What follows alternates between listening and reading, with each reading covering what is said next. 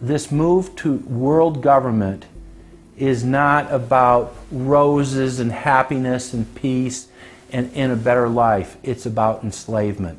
They said in their own writings, from the earliest times to the present, the world they're bringing in is to be a world where everyone who is born, or would be allowed to be born, would be born to serve the state. That would be their sole function. That's if they had a job for you to fulfill or a need for you.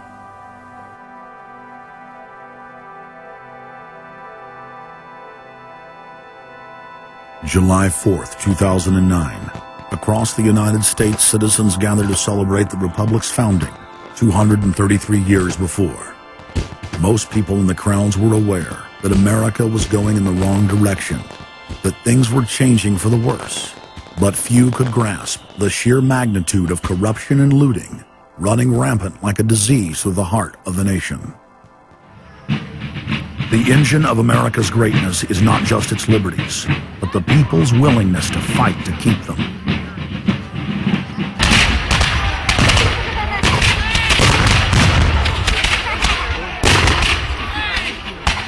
Hundreds of other nations have had much larger populations and greater resources, but have never produced 1/10 of the wealth, science, and art that the United States has. Why? In America, you had an amazing situation because you had the founding fathers who figured out that they could deconstruct the monarchy in such a way and then reproduce it with the three primary branches of government in a way that would create checks and balances and separation of powers. So you could have room, therefore, for individuals to work within the context of a cooperative, which is a democratic system of government, but it would still have enough room for individuals to rise up and become profitable and self-sustaining and rich in the pursuit of happiness without becoming dictatorial. But unfortunately, over the years, since all of those separation of powers have been cut away, and all of the beautiful design by the founding fathers has been co-opted by one corporate entity, one corporate communist entity, you don't have that anymore. So what we have, we're back to where we were before the revolution. You have one monolithic state. For the first 100 years or so of the United States, after the 1700s, when we freed ourselves from British rule, no corporation was given a charter in the United States unless it served the public good. It had to prove that. And then its charter only lasted for 10 years, or sometimes as long as the project to build a bridge or a canal or something lasted. But it had to be up for review, and it could only get charters if it was shown that it was serving the public interest. That changed, primarily because John D. Rockefeller kind of bribed Delaware and New Jersey to begin with into accepting a different system where he said, listen, if I pay you lots of money in terms of taxes, etc., I want to be licensed and not have to serve the public good. I want to be able to get around that law. And state after state after state changed at that point. In the United States, our Constitution and Bill of Rights recognizes that individuals have innate freedoms that can never be taken away by any government. For the first time in history, the people were unbound to reach for their full potential, producing and outcompeting every other nation on earth. The rights of free speech, self-defense, private property, due process of law, and many others ignited a revolution in human development that threatened the despotic rule of monarchs and tyrants worldwide. But the corrupt elites had studied history. They knew that great civilizations could only fall from within. They know from previous experience and history that civilizations come and go and dwindle. They know the reasons why they come and go. Isn't the only hope for the planet that the industrialized civilizations collapse? Isn't it our responsibility to bring that about? Morty Strong, founder of the UN Environment Program, from his opening speech, Rio Earth Summit, 1992. Maurice Strong is the man who said that they would never allow another country to rise up as powerful as America. It will never be allowed to happen again. And he said the best thing we can do is to tear down all the factories, all the top commerce of the United States, and level it and give it back to nature. So that was the advice from this character, who has tremendous power at the United Nations. and was picked up and groomed by Rockefeller himself.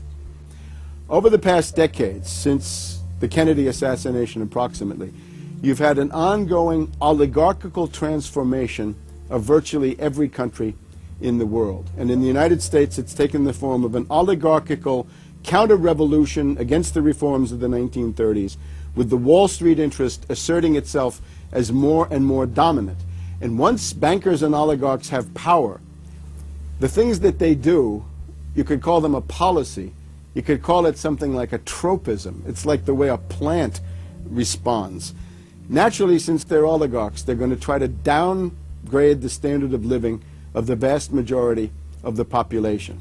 They're going to claim that the world is overpopulated, that industrialization, industrial pollution, and overpopulation are the main problems that face the world. And they're generally going to try to crush and mortify any kind of popular democracy or mass movements with any kind of progressive content. Nations rise and fall.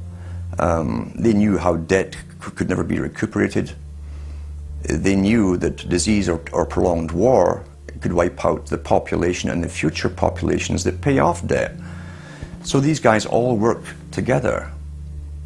That's why it's no surprise that today you have Lord Rothschild coming out pushing the latest scam or religion that we must all believe in, which is global warming, which his personal bank, his family's bank in Switzerland, will be in charge of. They've run the system, the whole economic system of the world for the last 250 years. So why shouldn't they also run the economic system for the next few hundred years? The question of a ruling class, oligarchy as a ruling class, is posed by Plato in the Republic, where we find that oligarchy is a constitution full of many evils, where the rich dominate the government by buying it, and the average individual or the poor count for absolutely nothing.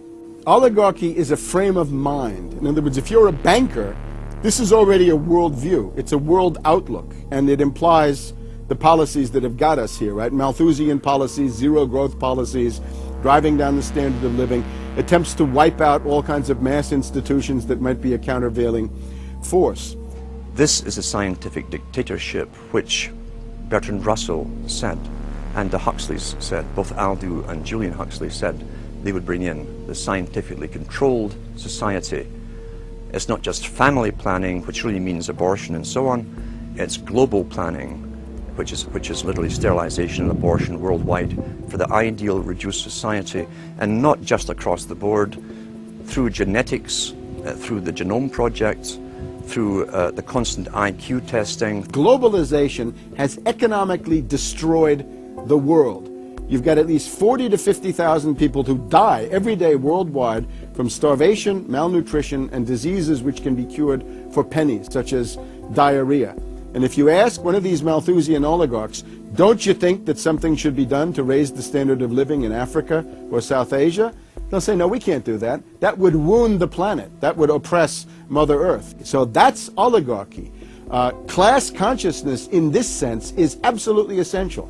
If you think that bankers are the same as you, you're wrong. F. Scott Fitzgerald once told Hemingway, you know, the rich are different from us. And Hemingway said, yeah, they have more money. And F. Scott Fitzgerald replied, no, it's something much deeper. It's a whole different world. To be an oligarch, to be a Rockefeller or something of this sort, means that you're in a completely different world with values which are the reverse of human values. Now, if you allow the oligarchs to continue to dominate, the destruction of world civilization is a matter of a few decades at the very, very most. So, choose. To force their agenda through, the elites are employing one of their favorite tools, artificial crisis creation, also known as the Hegelian dialectic of problem-reaction-solution. You never want a serious crisis to go to waste. And what I mean by that, it's an opportunity to do things that you think you could not do before. The Earth's ruling elite are first and foremost monopoly men.